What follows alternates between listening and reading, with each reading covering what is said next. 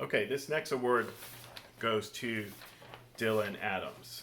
And Dylan is attending Forest Park Community College, St. Louis Community College at Forest Park, and is intending to major in culinary arts. And some memories that Dylan has acknowledged is first off, the band trip to New York as a whole is one of his favorite band memories. Um, you listed here the people, the food, the overall experience, everything was amazing. And it's funny that you mentioned that because Miss Brown had been on me for years about taking the band to New York. And I was always, I'm not anti New York, but I mean, I actually loved New York. It was amazing personally, myself as well. But just because of the combinations of things that could happen and the busy hustle bustle of the city, and so much of it is so very different from anything that we experience here in the Midwest in St. Louis. Just the amount of activity, the diversity, the monumental things that you see is by far just amazing.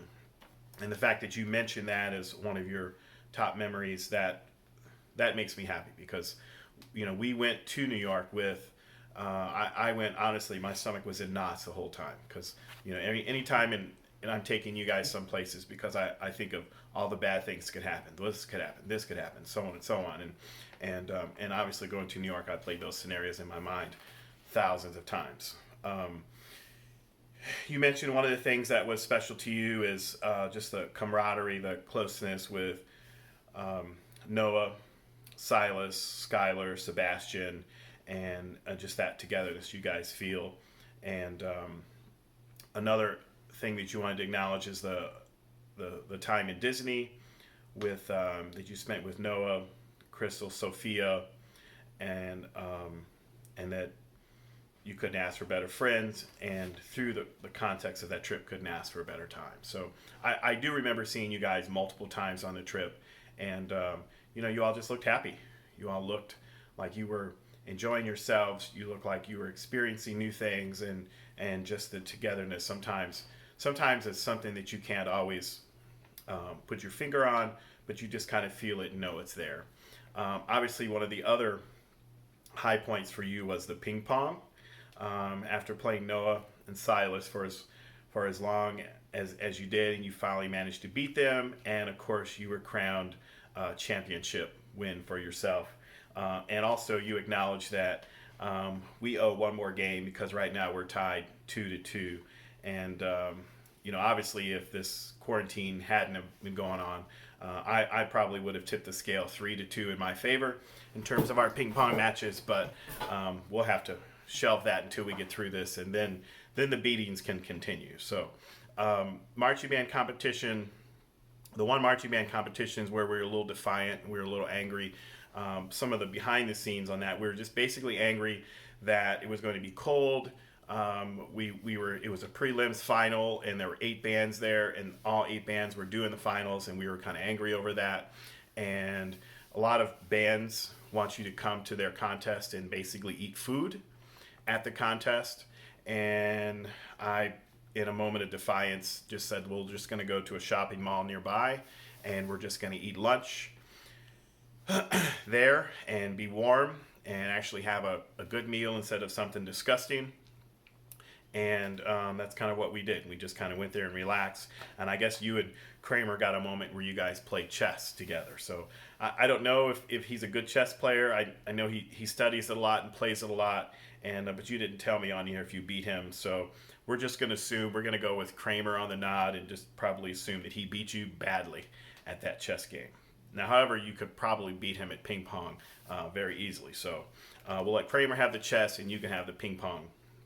And then you had a note here that I wanted to read, and you said, I would like to thank you guys for being a safe place within Melville High School and providing us with memories and life lessons every band student that goes through the program will take on into their life after high school and cherish along their journey into the world.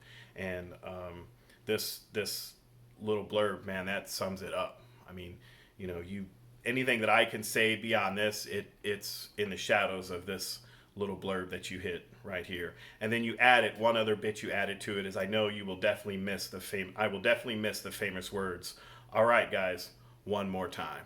And man, that sums it up.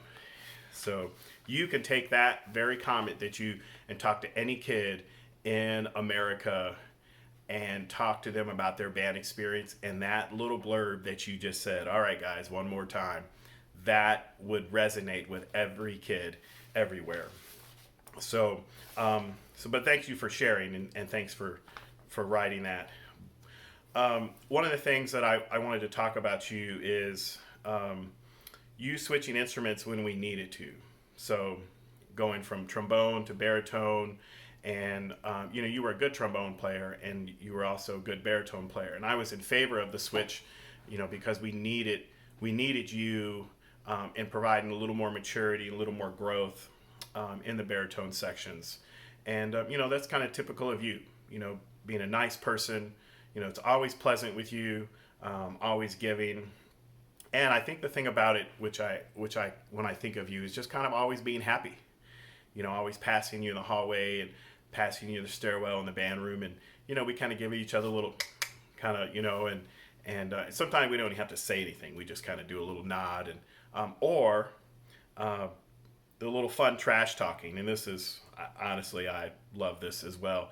The fun ping pong trash talking, and of course I not gonna lie, and I know probably somewhere this is sick and demented, but I really love beating you at ping pong. I'm not gonna lie, because you're pretty good.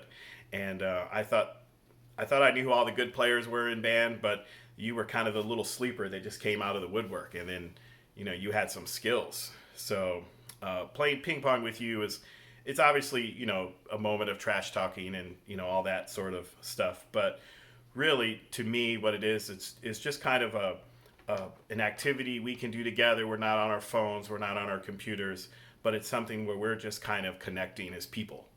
And the fact that we can do this together and trash talk and really kind of compliment each other when you're making good shots and that sort of thing, it is fun. And I think about you and your contribution to this program. And, I want you to be the best that you can be. I want you to be the best trombone player. I want you to be the best baritone player, the best person. And, you being here and letting us inflict whatever we inflict on you in the road to making you better is your real gift to what we do here. I'll never forget scanning over the band, and I do this probably beyond what a lot of you all know, but I see everything in the band. So as we're playing, I'm constantly scanning. It's just kind of this natural reaction that I have. I just constantly scanning. And one of the things I'm going to always remember about you is scanning over the band and seeing you always smile at me. And I don't know if it's like a nervous reaction that you have for me, looking at you and then you just kind of smiling, or if it's just kind of one of those little moments that we have. But it's really pretty special, and it's pretty contagious. And there are a lot of moments where you have influenced my feeling and my thoughts and some of the rehearsal just based on how you reacted to me looking at you. And and it's pretty special. And I think you have that impact on other people and other people around you. And I think people could agree with me, which that is a category that you have, and an example of you. So, and that is contagious. And I think that has been your gift to us over these past 4 years, and I appreciate it. And because of that, you are awarding the Team Player Award. So, congratulations.